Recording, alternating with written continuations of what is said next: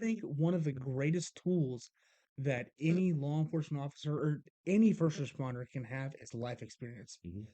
I'm not saying that you have to sympathize with everybody, but empathy goes a long way. Well, and sometimes that empathy, and not to confuse sympathy and empathy, sometimes that empathy can be what it takes to lead that person to make a life-changing choice. For once, there's somebody who's not judging me.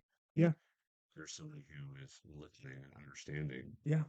And I mean, even as a cop, that can go a long way too. And I'm not saying you should do everything with an ulterior motive, but sometimes that 10 minutes of empathy, that conversation that you have, can open up some trust between you and that individual. Or even I've had this happen with actual gang members.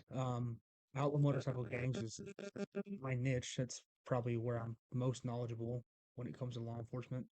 Um, Pulled over gang member of a pretty big outlaw motorcycle gang, but pulled the dude over. I can't remember for what, and he came back as suspended, and he had a warrant. And I'm telling the guy what's gonna happen, like I do everybody else.